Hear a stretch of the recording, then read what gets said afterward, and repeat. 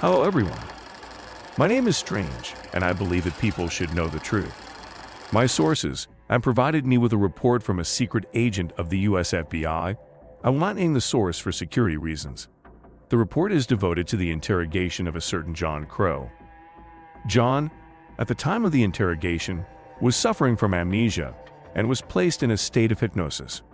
Again, for the safety of my source, I will remove all information from the report that can declassify it. But I will leave the story that John told under hypnosis. And so, here's his story.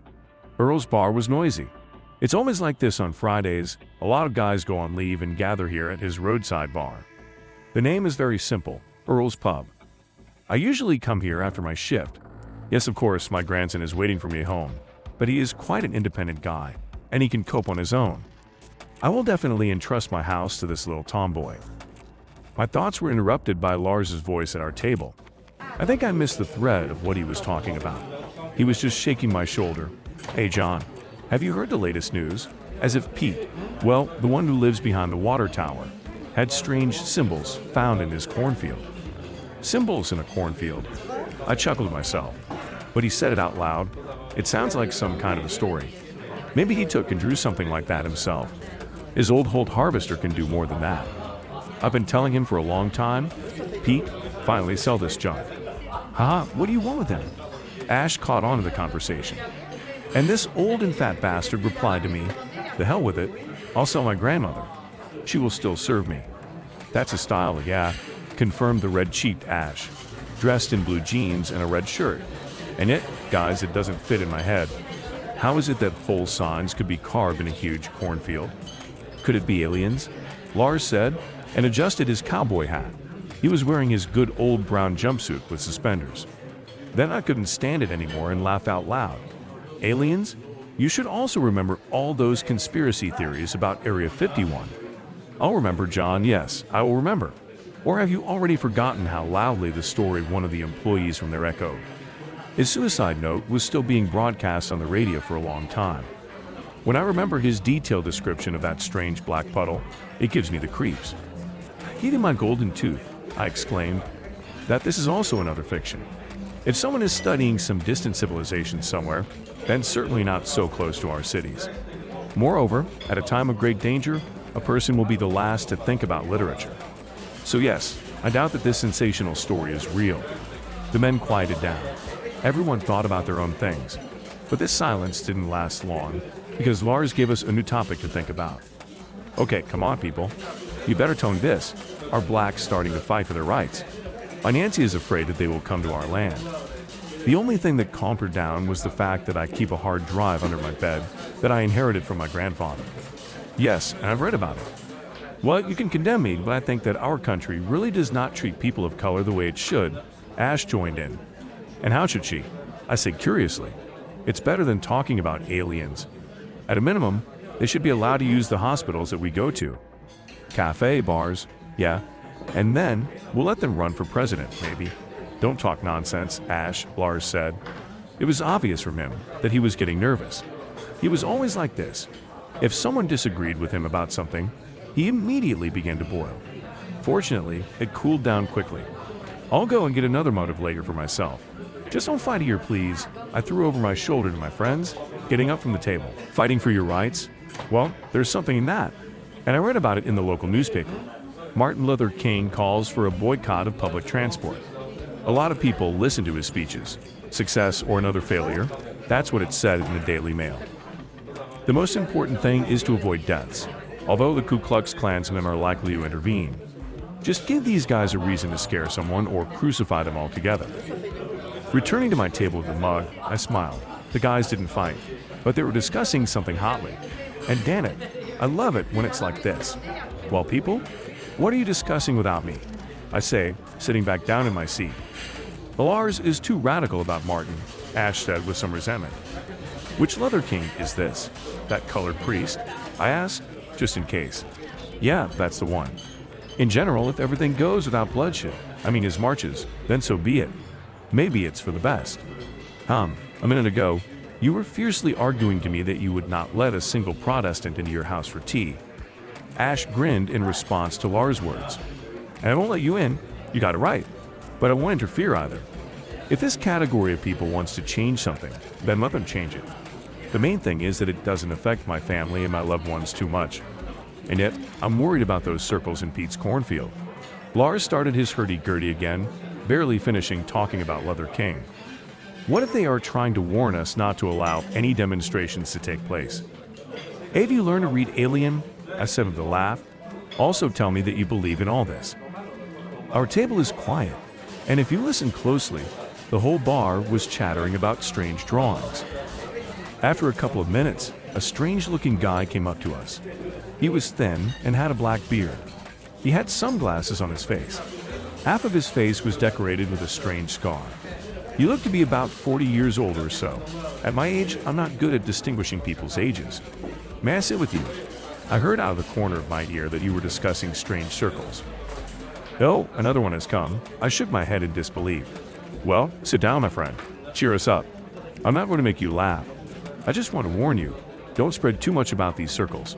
The government is looking for anyone who spreads rumors. NASA's special branch is already working on this issue. And who will you be, mister? Lars asked, clearly interested. Call me Arthur. Stress on the first syllable. Don't confuse it, please. Now these circles are really a message. We Earthlings need to be on our guard. That's the word, Earthlings, I repeated. And what should we be wary of? That mysterious flying saucers will arrive and draw more circles. This is not the worst thing that could happen. At best, there really will be a new message. At worst, there will be civilian casualties. And personally, I think that Martin Luther King's upcoming speeches have something to do with these circles. There was silence at our table. For a minute, it seemed to me that this was all some kind of joke, and that we were looking at a CIA agent who was checking us out. And before I could think of any excuse, Lars broke the silence. I think you're right, Arthur. So I'm telling my own. It's all interconnected. I think your name is Lars, right? That's right. My friend replied and extended his hand to the new interlocutor. He shook it so that our friend winced slightly. I'm sorry, Lars. Sometimes it's hard for me to restrain my strength, Arthur said apologetically. Nothing. I'm just getting old. So what are the circles? I think that everything that happens in our world is for a reason. Who knows, maybe we are being pushed towards something truly wonderful. At least certainly not to the extermination of each other. Well, tell me, you just told us that our government is trying to shut everyone up. And I know firsthand what it is witch hunt, I answer, remembering the fight against spies during the Second World War. I listen to it all, and slowly I feel like I'm falling asleep. Either the beer has finally hit my head, or it's already very late in general. And glancing at Earl's round clock hanging over the bar, I chuckled to myself. It was already 10 o'clock in the evening. In a good way, you need to say goodbye to everyone and go to bed. That's what I decided to do. Well, guides, of course. All this is very interesting, but I think I'll go. And Archie's probably been waiting for me. Hey, it's only 10 o'clock at night. Where are you going? Ash said in frustration. Yes, John, stay. Here the most interesting thing begins now. Or are you afraid that your skepticism will crack like a porcelain mug? No, my friends. My grandson has been waiting for me. And I also promised him to look at the stars today. So I'm going to go. Good night, everyone, and see you soon. I didn't say goodbye to Arthur. I felt resistance inside. I didn't want to talk to him at all, but even just be around him. Perhaps without knowing it, he became my second reason why I leave so early. Our new interlocutor smiled sweetly at me, but he quickly lost interest in me as soon as I paid the owner and left the bar. It always took me at least 15 minutes to get home. However, this time I stayed for all 20, because I had to stop periodically to relieve myself. Isabel told me not to stay too long at Earl's, and as always, I didn't listen to her. Oh, I would love to hear her grumble landing home now, I thought sadly to myself. When I got home, I turned on the kitchen light. Archie always slept on the second floor, and I slept on the first floor, on my favorite couch. Usually my grandson is waiting for me downstairs, but this time he wasn't there. It meant only one thing to me. He was asleep. So I decided to go to bed. There was a lot of talk today. They were all about everything, but at the same time about nothing. Aliens, Martin Luther King, government actions, the sensational story of an employee from Area 51. So after all, you can spoil the whole dream for yourself. I was woken up by a strange hum in the street, and the scream of my grandson Archie. Grandfather, Grandpa, please wake up. I turned over. He opened his eyes and looked at his young pupil with concern. "Archie, what's wrong with you?" "Grandpa, there are lights. Lights in the sky.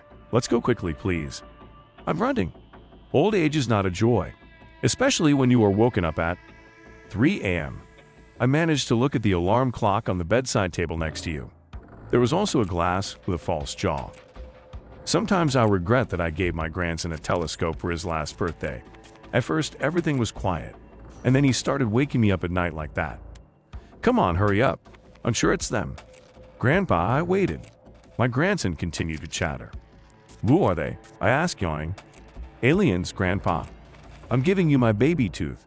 It's definitely them." We went up the stairs. The hum subsided a little, but it did not completely disappear. A mysterious light of a blue shoe penetrated into the grandson's window. Archie rushed to the telescope and began to look into the distance. I took out my army binoculars from under his bed and also looked out the window. What I saw made my skepticism run away for a long time. A huge, round-shaped flying object hovered over the water tower, right next to old Pete's house. From this object came that very low hum, as if it were the noise of an electric generator at low frequencies. "Archie, run to the basement. Urgently. I'll call the police. The army if necessary." "But Grandpa, they won't do anything to us." "They won't, will they?" "I don't know, Archibald. But please do as I say." I rarely called my grandson by his full name, only when a particular case took a serious turn. And my grandson knew that when I did that, everything was really serious. The guy ran down to the basement. I went downstairs as fast as I could to the phone. He picked up the phone, scrolled through the ring, and dialed 911. "Hello, the police. This is John Crow speaking. My neighbor Pete has an unidentified flying object sticking out." Yes, you heard right. No, I'm not from a nursing home. What are you talking about?" "Oh my God, do you even hear what I'm saying?" And the dispatcher turned me off. Just like that, without much bickering. I'm dialing Pete's number. The phone rings, but no one picks it up. It's bad. I go to the basement door and shout down, "Archibald, don't open the door to anyone. Lock yourself inside and wait until I or one of our friends comes. Until then, stay down and keep your head down." Without waiting for an answer, I locked the door. Archie and I kept a spare one in the basement, in case of an earthquake or tornado. I had a 44-gauge Magnum under the couch. It was a gift from an old friend before I retired. And loading the gun, I ran out of the house and headed at a brisk pace to Pete's house. Fortunately, it was only 10 minutes to walk. As they approached Pete's house, the hum grew louder and the light brighter. The object was still hanging over the water tower. And when I got a little closer, I was convinced of Lars's words. The aliens, and it was them, were burning something strange with a huge ray in Pete's cornfield. It was from this that the strange hum came. I tried to find Pete, but he was nowhere to be found. And I thought for a moment that he had become a victim of uninvited guests, as I found him on the porch, in his favorite rocking chair. Pete turned his old wrinkled head towards me and asked, "John, what are you doing here?" I was almost speechless. Pete sat so calmly on the porch of his house, and asked me questions so calmly, as if it were an ordinary night without any flying things in the sky. "Well, why are you up? Have a seat. We'll talk while we can." And I sat down, and he asked, "Are you satisfied that it's like this?" I had no choice. Either I let them do what they want, or I'm being wiped off the face of this earth. At least, that's what others told me. Then it became completely incomprehensible to me. How does this guy even relate to everything that's going on? "It's very simple, Mr. John, and please don't take out your gun. We don't need him. As long as you don't show hostility to us, we don't show it to you." I heard a voice behind me, and I was surprised at how cleverly he anticipated my intentions. Arthur came out from behind me. He looked the same as he had in the bar, only this time, he wasn't wearing his black glasses. His eyes were similar to those of reptiles. "We're just leaving messages. We are wondering if humanity is ready to meet us. If you decrypt it, then it's ready. If not, then we'll be back in a while. If it doesn't work out then we tried in vain. And your species as a whole can be considered useless, unless you can be enslaved." I was taken aback. And for the first time in a long time after the end of the war, I felt scared. "Don't be afraid. I won't hurt you. After all, you are just a random witness, as they say. You see, we are very interested in this Martin King. Some of his ideas are similar to those that our race came to a century ago.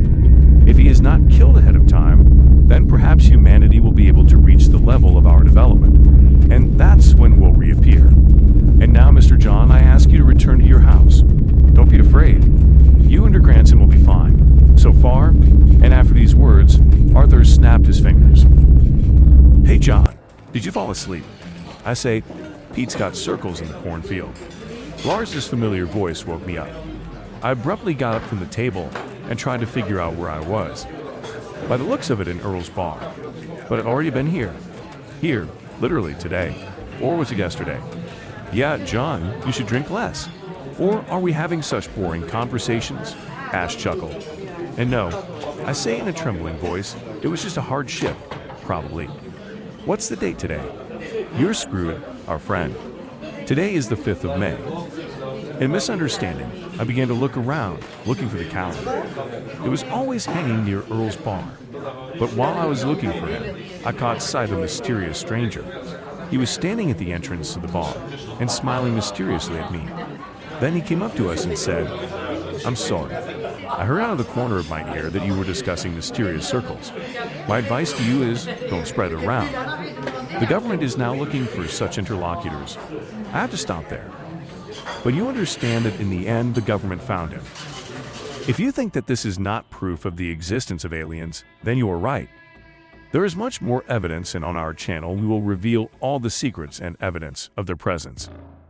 Subscribe to the channel and send me your stories related to aliens by email. You will find contacts in the About the Channel section. If I haven't answered you, then I'm still checking on you, because the special services of all countries have announced a hunt for me. But together we will force the authorities of all countries to disclose all the information they have. After all, people should know the truth.